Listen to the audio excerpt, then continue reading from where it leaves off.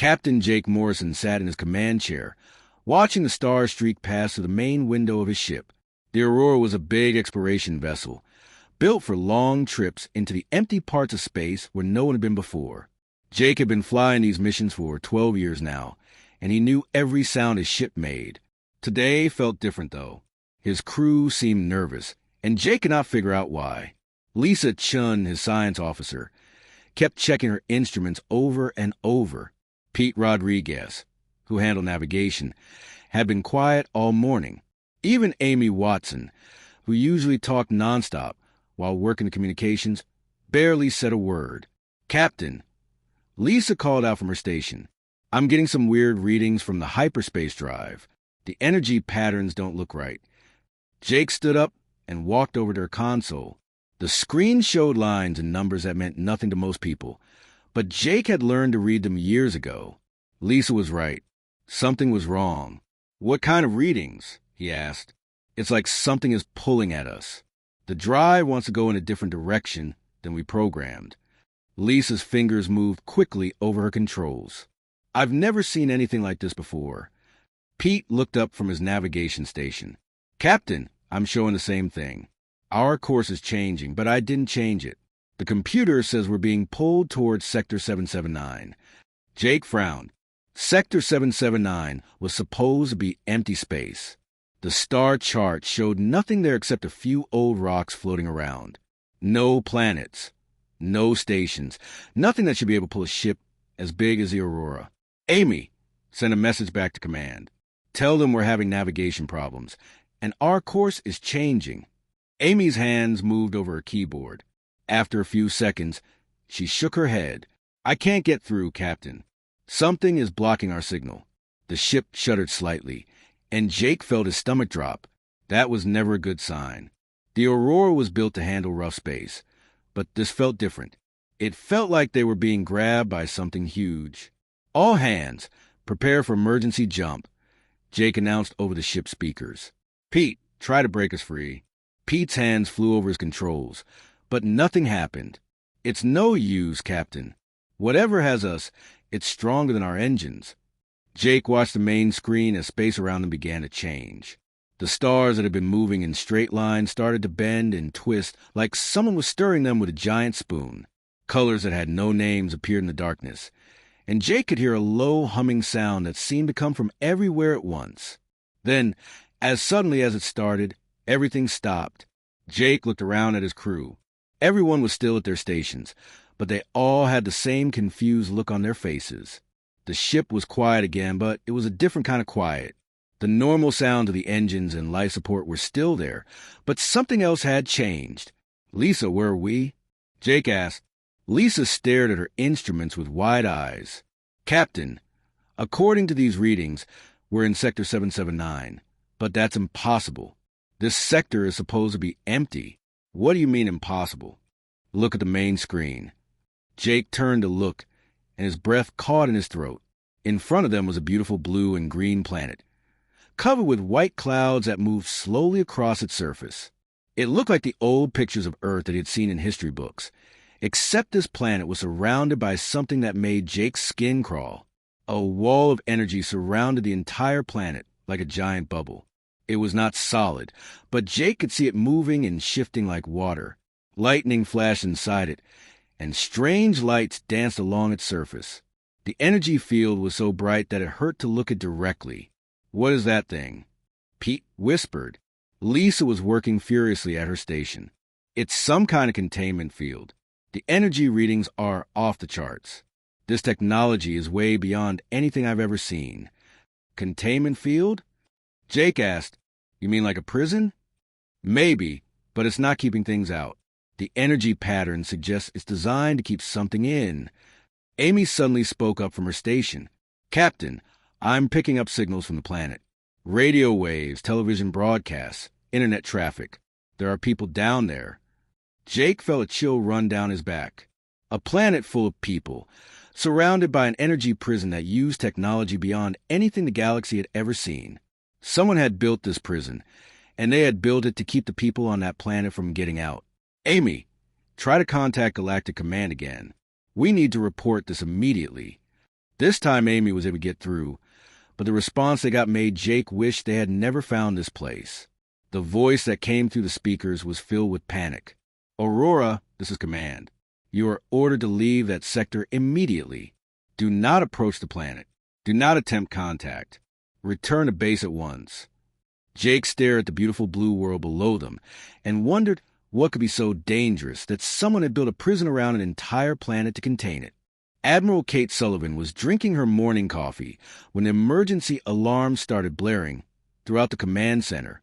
She had been in charge of Galactic Command for 8 years, and she knew that sound meant something very bad had happened. She put down her cup and ran to the main control room. "What's the situation?" she asked as she entered the room full of flashing lights and busy officers. Lieutenant Commander Tony Barnes looked up from his console with a worried expression. "Admiral, we just received a report from the Aurora. Captain Morrison says they found a planet in Sector 779. Kate felt her blood turn cold. "That's impossible. Sector 779 is empty space. We've had it marked as such for over 1,000 years. That's what we thought too, but Morrison sent us coordinates and energy readings. The planet is real, and it's surrounded by some kind of containment field." Kate's hands began to shake slightly. She had heard stories about Sector 779 when she was a young officer, but she had always thought they were just scary tales that older soldiers told to frighten new recruits. Now it seemed like those stories might be true. "Get me the Galactic Council on an emergency channel. Tell them we have a code red situation." Within an hour, Kate was standing in the great assembly hall of the Galactic Council. Representatives from 12 different species sat in a circle around her, their faces showing different kinds of worry and fear. The Zorati delegate, Commander Vextar, was the first to speak. "Admiral Sullivan, why have you called us together so urgently?" Kate took a deep breath. "One of our exploration ships has discovered a planet in Sector 779. The planet appears to be inhabited and is surrounded by an energy barrier of unknown origin. The reaction was immediate and terrifying." Commander Vextar's face went completely white, and he stood up so quickly that his chair fell over. The crystal beings called ethereals began making high-pitched sounds that hurt everyone's ears. The insect-like creatures from the hive mind started clicking their mandibles together in what Kate knew was a sign of extreme distress. "The barrier is still active?" asked Vextar, his voice shaking. "According to our readings, yes. But what barrier? What are you talking about?" The ethereal representative, a tall crystal being named Harmony of Light, spoke in a voice that sounded like wind chimes. "Admiral, you do not understand the gravity of the situation. The planet you have found is not unknown to us. We have been hoping for 3,000 years that it would remain lost forever." Kate felt her heart sink. "What's on that planet?" "Humans," said the hive mind representative. "A creature that looked like a giant ant wearing a uniform. The most dangerous species our galaxy has ever known." "Dangerous how?" Kate asked, though she was not sure she wanted to know the answer. Vextar sat back down, but his hands were still shaking. "Admiral, 3,000 years ago, our ancestors encountered a species from that planet. They called themselves humans. At first, we thought they were just another primitive species that we could help and guide into galactic civilization. What happened? They learned too fast," said Harmony of Light. "In just 50 years, they went from barely understanding space travel to building ships that were better than ours. They did not just copy our technology. They improved it in ways we never thought possible." The hive mind representative continued the story. But that was not the worst part. The worst part was that they never stopped. Every challenge we gave them, they found a way to overcome. Every problem we thought was impossible to solve, they solved it. They did not just adapt to new situations. They actively looked for new challenges. Kate was starting to understand why everyone looked so scared. So the ancients built the barrier to contain them? The ancients built the barrier to save the rest of the galaxy. Vextar said quietly, "The humans were not evil, Admiral. They were just too much. Too smart, too fast, too willing to change everything they touched. The ancients realized that if humans were allowed to spread throughout the galaxy, they would change everything. Maybe not on purpose, but they would change it anyway. And now the barrier has been discovered. Harmony of Light said, "If your ship was able to find it, the barrier may be weakening." Kate looked around the room at all the worried faces. "What are you suggesting we do?" "We vote," said Vextar. "All in favor of maintaining the quarantine and keeping the humans contained?" Every hand in the room went up except Kate's. "Admiral," said the hive mind representative, "you must understand. If the humans are released, everything we know will change. Our entire civilization could be at risk." Kate thought about Captain Morrison and his crew, floating in space near that mysterious planet. She thought about the people living on the planet below, trapped behind an energy wall they probably did not even know existed. She thought about the fear in the eyes of every representative in the room. "I understand your concerns," she said finally, "but I cannot make a decision this important without more information. I'm sending a diplomatic team to make contact with the humans. We need to know if they have changed in the past 3,000 years. The room erupted in angry voices, but Kate held up her hand for silence. "The decision is made. Commander Ryan Parker will lead a small team to establish first contact. We will approach peacefully and assess the situation. If the humans prove to be as dangerous as you claim, we will act accordingly." As Kate left the assembly hall, she could hear the representatives still arguing behind her. She hoped she was making the right decision, but she knew that either way, the galaxy was about to change forever.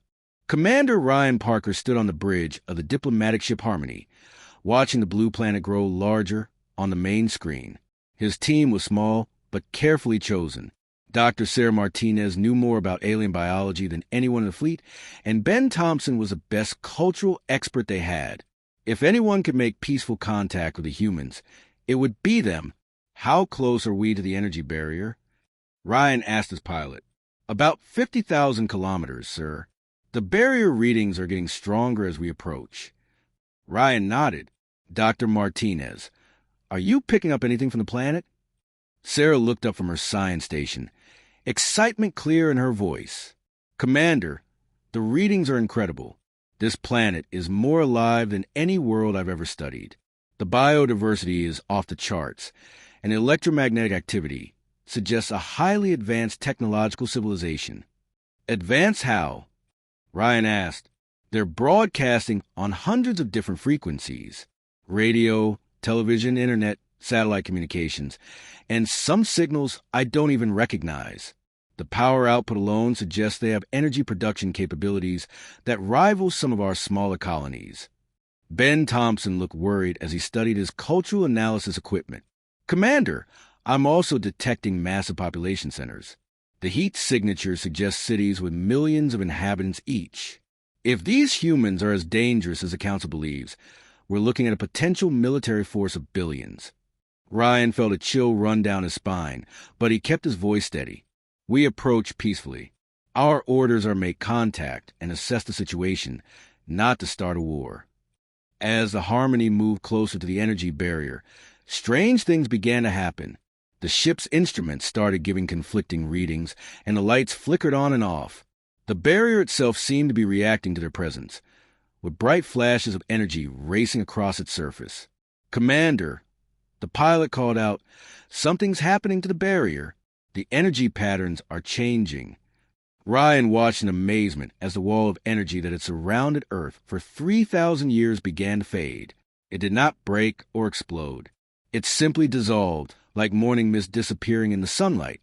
Within minutes, the barrier was completely gone, and Earth hung in space like any other planet. "What just happened?"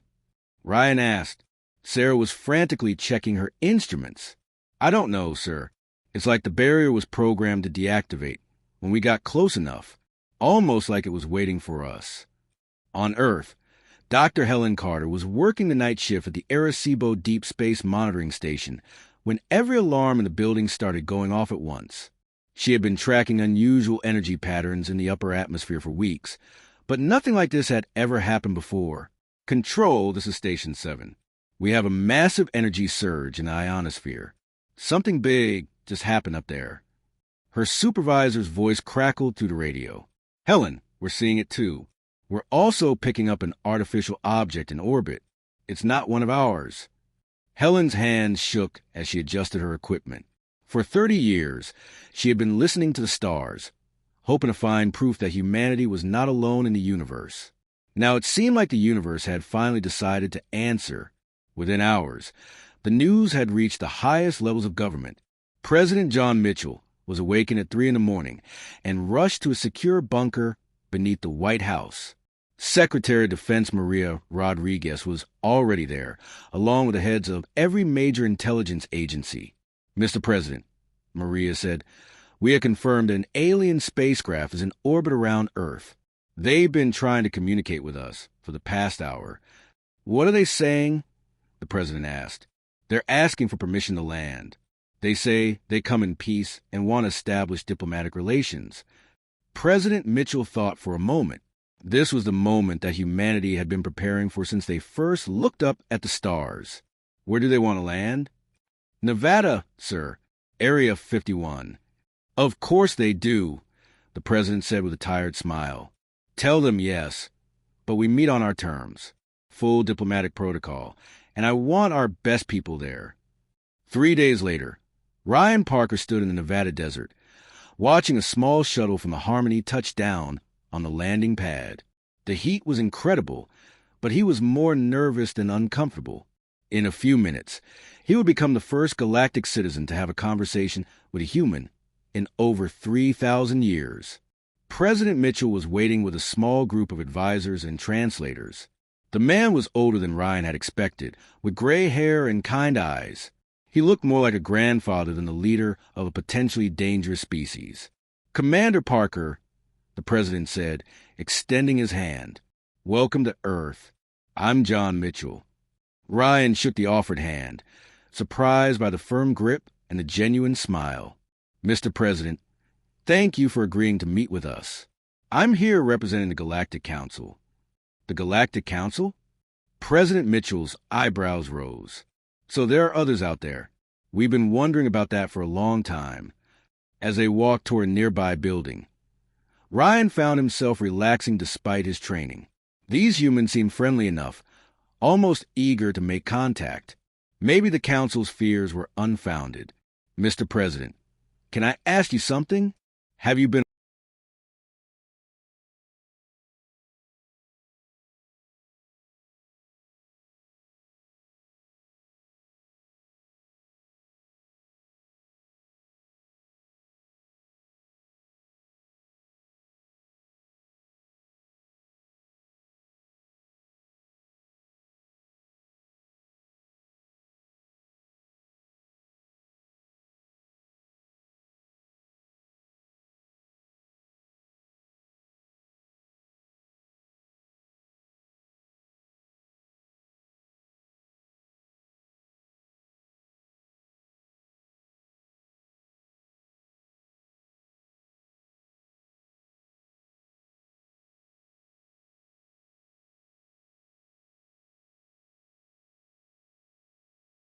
Dr. Sarah Martinez could not sleep.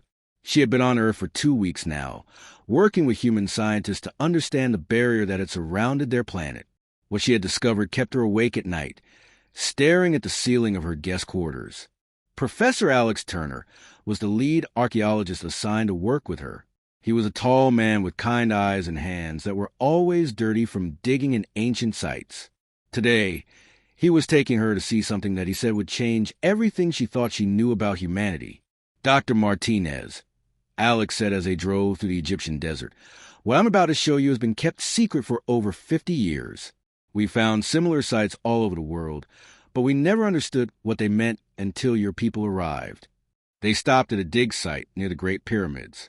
Sarah could see that the excavation was much larger than it appeared from the surface. Hundreds of workers were carefully removing sand and stone from what looked like a massive underground chamber. "We found this chamber 3 months ago," Alex explained as they climbed down into the dig site. "It's not Egyptian, and it's much older than the pyramids. We think it was built by the same people who created the barrier around our planet." Sarah followed Alex down a steep ramp that led deep underground. The walls were covered with strange symbols that seemed to glow in the dim light. Her translation device was working overtime, trying to make sense of the alien writing. "Professor Turner, these symbols are not human," she said, running her hand along the smooth stone wall. "We know. They match similar chambers we found under Stonehenge in England, Machu Picchu in Peru, and Easter Island in the Pacific. Whoever built these places left the same message in all of them." They reached the bottom of the chamber, and Sarah gasped. The room was enormous, with a domed ceiling that disappeared into shadows above. The walls were covered with the glowing symbols, and in the center of the room stood a pillar of black stone that seemed to absorb light. Alex walked over to the pillar and placed his hand on its surface. Immediately, the symbols on the walls began to glow brighter, and Sarah's translation device started beeping rapidly. "What does it say?" Alex asked. Sarah read the translation on her device, and her face went pale. "It says, they learn too fast. They adapt too quickly. They cannot be stopped. We have failed to contain their growth. The barrier is our last hope.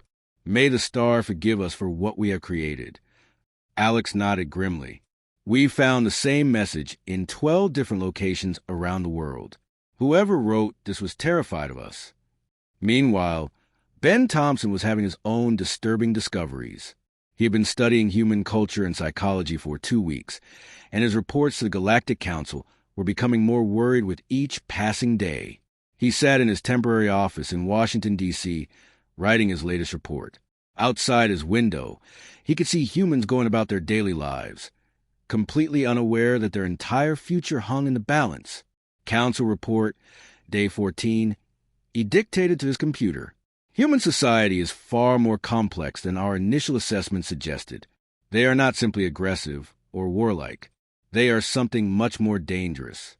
They are adaptable beyond anything we have encountered in the galaxy." Ben paused, watching a group of children play in a park across the street. One child had fallen and scraped his knee. Instead of crying or giving up, the child looked at his injury, figured out how to treat it with materials from the playground, and was back to playing within minutes. "Human children show problem-solving abilities that exceed adult levels in most galactic species," Ben continued. "They do not simply adapt to challenges. They actively seek out new challenges for the purpose of growth. This behavior continues throughout their adult lives." Back in space, Captain Jake Morrison was having his own concerns. He had been monitoring Earth from orbit for 2 weeks, and what he saw worried him greatly. Human technology was advancing at an incredible rate. "Lisa," he called to his science officer, "are you seeing these energy readings from the planet?" Lisa looked up from her station with wide eyes. "Captain, it's impossible, but the humans appear to be reverse engineering our technology. They've been studying the harmony for 2 weeks, and are already building improvements to our engine design." "Improvements?" "The modifications they've made to our basic engine blueprint would increase efficiency by over 300%. Captain, in 2 weeks they've taken our most advanced technology and made it better." Jake felt a chill run down his spine. "How is that possible?" "I don't know, sir, but they're not just copying our technology. They're understanding the basic principles and then improving on them. It's like they can see solutions that we never thought of." Dr. Sarah Martinez emerged from the underground chamber with Professor Turner, her mind reeling from what she had discovered. The ancient warnings were clear, but they raised more questions than they answered. "Professor, who are these ancients?" she asked as they climbed back to the surface. "We don't know," Alex replied. "But based on the age of these chambers, they were here long before humans developed any kind of advanced civilization. They were watching us, studying us, and they became afraid of what we might become." Sarah looked out across the desert toward the pyramids. "The question is, were they right to be afraid?" That evening, Sarah video called Commander Ryan Parker at the diplomatic compound. "Ryan, I need to talk to you about what I found." Ryan looked tired. He had been negotiating with human leaders for 2 weeks, and the conversations were not going the way anyone had expected. "What is it, Sarah?" "The ancients didn't just build the barrier to protect the galaxy from humans. They built it because they knew something about human potential that even humans don't know about themselves." "What do you mean?" Sarah held up her translation device. "According to these messages, the ancients tried to guide human development for thousands of years. They gave humans knowledge, technology, and wisdom, But every time they taught humans something new, humans would take that knowledge and expand on it in ways the ancients never imagined. Ryan leaned forward. And that scared them? Ryan, the ancients were the most advanced species the galaxy has ever known. They had technology that we still can't understand today. But humans were learning their secrets and improving on them. The ancients realized that within a few more centuries, humans wouldn't just match their level of technology. Humans would surpass it. Ryan was quiet for a long moment. Sarah, what are you telling me? I'm telling you that the Council's fears might be justified, but not because humans are aggressive or warlike, because they're capable of growth that no other species in the galaxy can match. And once that growth is unleashed, there's no way to control where it might lead. As Sarah ended the call, she looked out her window at the lights of human cities stretching to the horizon. Somewhere out there, millions of human minds were working, learning, growing, and adapting. The barrier was down, and there was no way to put it back up. The question now was whether the galaxy was ready for what humanity might become. The news spread to the galaxy faster than wildfire. Within 3 days of the barrier's collapse, every major government knew that the humans had been released.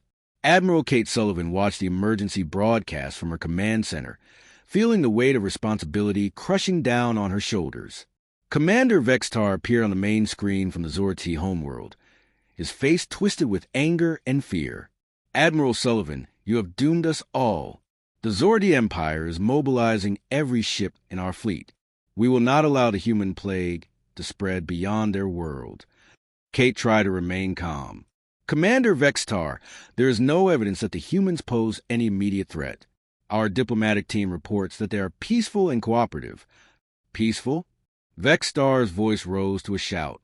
Admiral, you clearly do not understand what we are dealing with. My ancestors kept detailed records of the last human contact. In 50 years, they went from primitive space travelers to builders of ships that could outrun our fastest vessels. They created weapons that could destroy entire fleets. They developed technology that we still cannot understand today. The screen switched to show Harmony of Light, the ethereal representative. The crystal being's usual musical voice was now filled with panic. Admiral, the ethereal collective has recalled all our ships to defensive positions around our homeworld. We cannot risk exposure to human influence. Their very presence changes everything they touch. What do you mean by that? Kate asked, though she was starting to fear the answer. Humans do not simply learn new things, Admiral. They improve everything they encounter. During the last contact, they studied our crystal growing technology for 1 week. By the end of that week, they were growing crystals that were stronger and more efficient than anything we had ever created. They took our life's work and made it better in 7 days. The communication screen split to show multiple alien leaders all speaking at once. The insectoid hive mind representative was clicking its mandibles rapidly, a sign of extreme distress. Our collective memory holds records of human adaptation speed. They learned our chemical communication methods and then created new compounds that enhance our own communications. They made us better at being ourselves. Kate felt her heart sinking. And that's a bad thing? Admiral, came the deep voice of Admiral Crone from the Aquatic Federation, you do not understand. When humans improve something, they do not stop at making it better. They make it so much better that the original becomes obsolete. They do not just enhance technology. They revolutionize it completely. On Earth, President John Mitchell was facing his own crisis. He sat in the Oval Office with his top advisors, watching similar broadcasts from human news networks around the world. The revelation that Earth had been quarantined for 3,000 years had shaken every government on the planet. Secretary of Defense Maria Rodriguez entered the room carrying a stack of urgent reports. Mr. President, we have a problem. China, Russia, and several European nations are demanding immediate access to alien technology. They're threatening to withdraw from all international cooperation if they're not included in the First Contact Program. President Mitchell rubbed his temples. What are they saying exactly? Chinese Premier Li Wei has announced that China will begin its own alien contact program if we don't share technology within 48 hours. Russian President Dmitry Volkov is making similar threats. The Europeans are being more diplomatic, but they're clearly frustrated. Dr. Helen Carter, who had been monitoring alien communication from orbit, looked up from her laptop with worry in her eyes. Mr. President, we have a bigger problem. I'm detecting massive fleet movements throughout the galaxy. 12 different alien governments are mobilizing their militaries, and they're all heading toward Earth. President Mitchell felt his blood turn cold. How many ships? Over 3,000 vessels, sir. This is the largest military mobilization in recorded galactic history. Meanwhile, Commander Ryan Parker was trying to manage an increasingly difficult situation at the diplomatic compound in Nevada. His daily reports to the Galactic Council were becoming more urgent with each passing day. Council emergency report. He dictated to his communication device. The situation on Earth is developing faster than we anticipated. Human governments are struggling to maintain unity in the face of galactic contact. More concerning, human scientists are analyzing our technology at an unprecedented rate. Ben Thompson entered Ryan's office, carrying his latest cultural analysis report. Commander, you need to see this. I've been monitoring human internet communications for the past week. The speed at which they're sharing and building on new information is incredible. What do you mean? Within hours of our arrival, human scientists around the world were collaborating on reverse engineering our technology. They're not just working in individual countries or research facilities. They're sharing information globally in real time. It's like watching a single giant brain process new information. Ryan looked at the report Ben handed him. The data was staggering. This says they've made breakthrough discoveries in faster-than-light communication, energy production, and materials science, all in the past 2 weeks. Commander, they're not just copying our technology. They're understanding the fundamental principles and then applying those principles to solve problems we never even thought of. Yesterday, a team of human engineers used our SHIELD technology to create a new water purification system that could supply clean water to their entire planet. Dr. Sarah Martinez's voice came through the communication system from her archaeological site. Ryan, I need to talk to you immediately. We've made another discovery. What is it, Sarah? We found another ancient chamber, this one under the ocean floor near Japan. The message is different from the others. It's not a warning about human potential. It's a prediction. A prediction about what? About what would happen when the barrier came down. Ryan, the ancients knew this day would come. They knew the barrier wouldn't hold forever, and they left instructions. Before Ryan could respond, alarms began blaring throughout the compound. Dr. Helen Carter's voice came over the emergency communication system. All personnel, we have incoming spacecraft. Multiple alien fleets are approaching Earth's orbit. They're armed, and they're not responding to our communications. President Mitchell's voice came through on a secure channel. Commander Parker, we have a situation. Our deep space monitors are showing 12 separate alien fleets converging on Earth. The largest fleet has over 800 ships. They'll be here within 6 hours. Ryan felt the weight of the galaxy's future pressing down on him. The peaceful First Contact mission had turned into the largest military confrontation in galactic history. Somewhere in the approaching fleets were ships carrying enough firepower to turn Earth into a lifeless rock. Mr. President, Ryan said carefully, what are your intentions? Commander, humanity has been preparing for this moment for over 60 years. We knew that if the barrier ever came down, we might face exactly this situation. The 12 alien fleets hung in space around Earth like a deadly metal cloud. Admiral Kate Sullivan watched from her flagship as thousands of warships from across the galaxy formed battle lines. The tension was so thick, she could almost feel it pressing against her chest.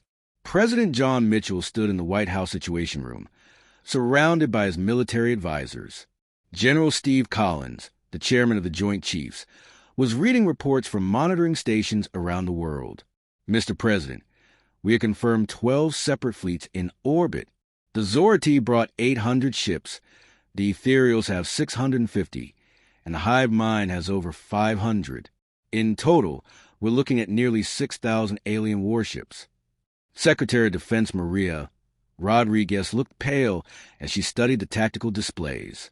Sir, Our entire global military has maybe 200 ships capable of space combat. We're outnumbered 30-1. President Mitchell was quiet for a long moment, staring at the screens showing the alien fleets. Then he did something that surprised everyone in the room. He smiled. "Get me an open communication channel to all the alien fleets," he said calmly. "Sir," General Collins looked confused. "You heard me. I want to talk to all of them at once."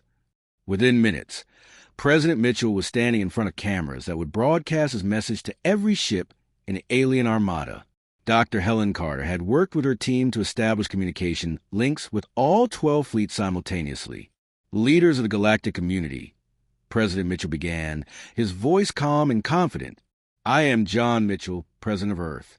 I understand that you have come here because you fear us. I want you to know that we understand your fear and we respect it." Commander Vextar's voice crackled through the communication system from his flagship. "Human President, you'll surrender immediately and submit to containment, or we will be forced to take action." "Commander Vextar, I have a different proposal. Instead of pointing weapons at each other, why don't you send representatives down to Earth? Let us show you who we really are." The response was immediate chaos. Voices from 12 different species flooded the communication channels, all talking at once. Admiral Kate tried to restore order, but the fear and anger in the alien voices was overwhelming. President Mitchell raised his hand for silence. "I know you're afraid, but I want to show you something that might change your minds. Dr. Carter, please transmit the technical specifications we prepared." Dr. Helen Carter's fingers flew over her keyboard. Within seconds, detailed technical documents were being transmitted to every ship in the alien fleets. The communications channels fell silent as the alien representatives studied what they had received. Harmony of Light, the ethereal representative, was the first to speak. Her musical voice was filled with confusion. "These are medical specifications, solutions to genetic disorders that have plagued our species for millennia." Dr. Tony Adams, one of Earth's leading physicists, stepped forward. "That's correct. We've been studying the biological data that Commander Parker's team shared with us. We noticed that several alien species in the galaxy suffer from genetic problems that we think we can help solve." Engineer Lucy Park joined Dr. Adams at the communication station. "We've also developed energy solutions that could help the ethereal homeworld. Your star is dying, and your people are facing an energy crisis. We think we can help." Commander Vextar's voice came through the speakers, but now it sounded uncertain instead of angry. "Why would you help us?" "We came here to contain or destroy you." President Mitchell smiled. "Because that's what humans do, Commander. We solve problems. And right now, the biggest problem in the galaxy is that we're all pointing weapons at each other instead of working together." Dr. Sarah Martinez's voice came from the archaeological site in Egypt. "Mr. President, I think you should tell them about the real discovery we made in the ancient chamber." "What discovery?" asked Admiral Kate from her ship. Professor Alex Turner's voice joined the conversation. "We found more than just warnings in the ancient chambers. We found a star map showing the location of an extragalactic threat, something that the ancients were preparing to fight when they disappeared." The communication channels erupted again, but this time with surprise instead of anger. Dr. Sarah continued, "The ancients didn't just quarantine humanity to protect the galaxy from us. They quarantined us to prepare us for something much worse, something that's coming from outside our galaxy." Commander Vextar's flagship began moving closer to Earth. "What kind of threat?" "The kind that destroyed entire civilizations in other galaxies," Professor Turner replied. "The ancients' records show that this threat has been moving from galaxy to galaxy, consuming everything in its path. They calculated that it would reach our galaxy eventually." President Mitchell looked directly into the camera. "Ladies and gentlemen, we didn't break the barrier around Earth. The barrier was programmed to come down when this threat got close enough. The ancients knew that when the time came, the galaxy would need humanity's help." Lucy Park transmitted another set of technical specifications.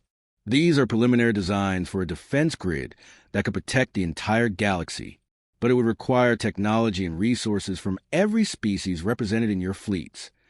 Admiral Kate's voice came through the speakers, filled with new understanding. You're saying that the ancients quarantined humanity not as a punishment, but as preparation? Dr. Sarah Martinez answered from her dig site. The final chamber we uncovered contained detailed instructions.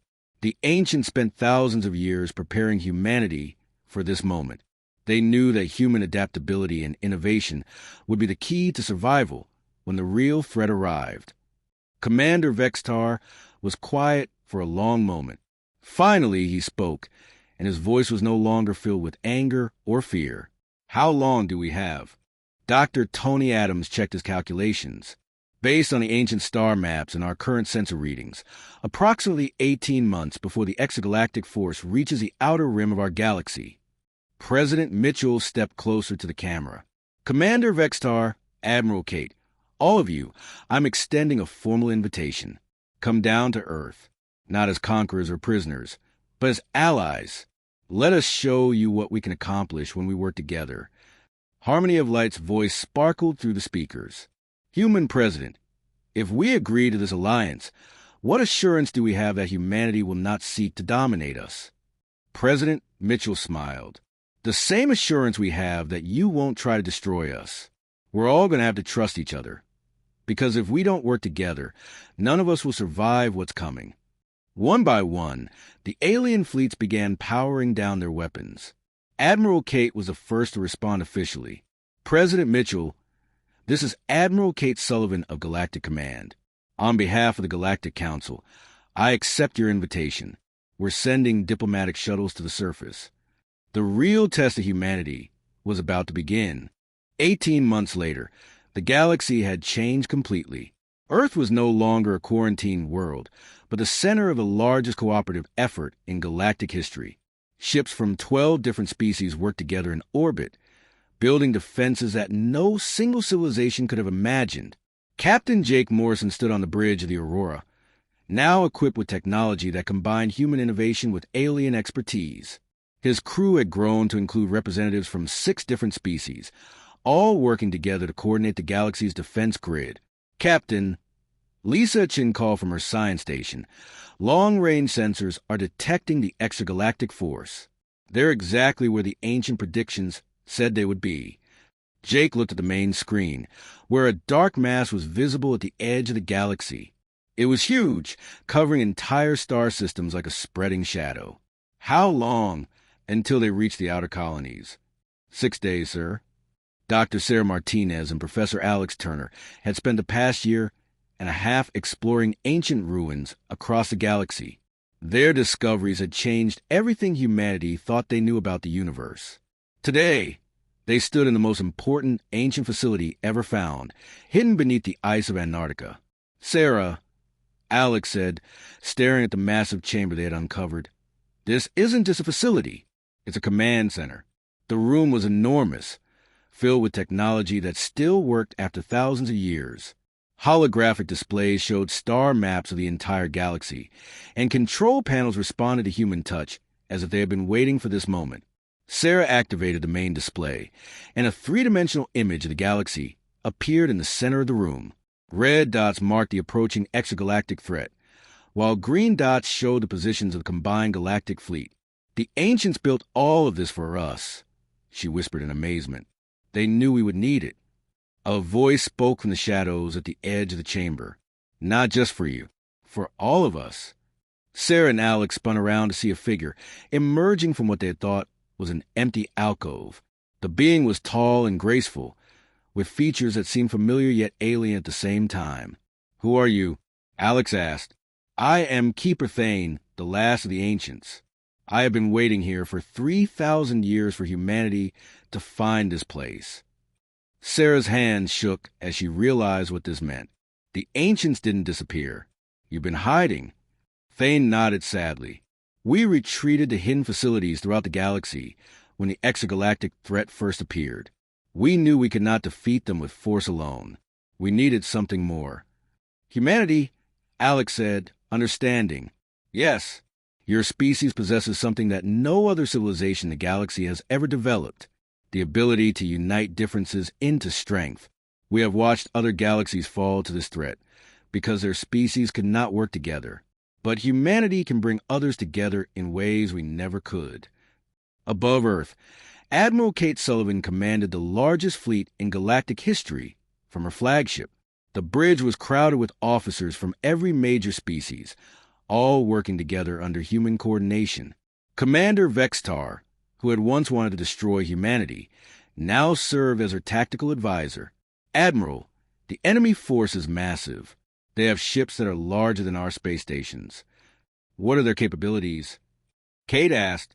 Dr. Tony Adams, now serving as the fleet's chief science officer, studied the sensor readings. Their technology is based on consumption. They don't just destroy civilizations. They absorb them. Every world they conquer makes them stronger.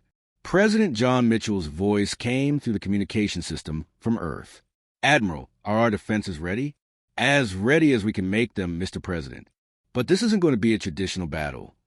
General Steve Collins, coordinating Earth's ground-based defenses, added his voice to the conversation. Sir, the defense grid is online. Every inhabited world in the galaxy is now connected to the network that humanity designed. The extragalactic threat reached the outer rim of the galaxy, and the true scale of the enemy became clear. Their ships were not built for war. They were built for consumption.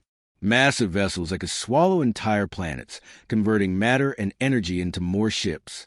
But the galaxy was ready. Instead of meeting force with force, they met consumption with creation. As the enemy destroyed star systems, the combined galactic fleet used human-designed technology to rebuild them faster than they could be consumed. Lucy Park, working from the Engineering Center on Earth, coordinated the defensive response. The enemy adapts to whatever we throw at them, but they can't adapt to us helping each other. Every time they absorb one of our technologies, we're already building something better. The battle lasted for months, not as a war, but as a contest of growth versus consumption. The extragalactic threat had conquered dozens of galaxies by overwhelming them with superior force. But this galaxy fought back by becoming stronger through cooperation. Commander Ryan Parker, now serving as Earth's ambassador to the Galactic Fleet, watched from the command ship as the turning point came. Admiral, the enemy is beginning to retreat. They can't keep up with our rate of innovation. Dr. Helen Carter, monitoring communication from her upgraded facility, detected something unexpected. Everyone, I'm receiving signals from the retreating enemy fleet. They're not signals of defeat. They're signals of curiosity. Keeper Thane's voice came through the communication system from Antarctica. The extragalactic species has never encountered resistance like this. They are not evil, merely hungry. For the first time, they are seeing that there might be another way to grow. President Mitchell made the decision that would define humanity's place in the universe. Open communication with the enemy fleet. If they're curious, let's show them what we've learned. The first conversation between the Galactic Alliance and the extragalactic species was conducted in 12 different languages, coordinated by human diplomats who had learned to speak as one voice from many peoples. 6 months later, the extragalactic ships were no longer a threat but partners. Their consumption technology, combined with galactic creation abilities, opened new possibilities for growth that benefited everyone. Dr. Sarah Martinez stood in the same Antarctic chamber where she had met Keeper Thane, but now the room was filled with representatives from 2 galaxies working together. The ancient command center had become the headquarters for the largest cooperative venture in universal history. Keeper Thane, she said to the ancient leader, why did you choose humanity for this task? Thane smiled, an expression that looked strange on his ancient features. Because humanity sees differences not as obstacles to overcome, but as opportunities to explore. You do not try to make everyone the same. You find ways to make everyone better. Captain Jake Morrison, now Admiral of the Intergalactic Exploration Fleet, prepared for the first mission to explore galaxies beyond their own. His crew included humans, Zorti, ethereals, hive mind representatives, and beings from the former extragalactic threat, all working together.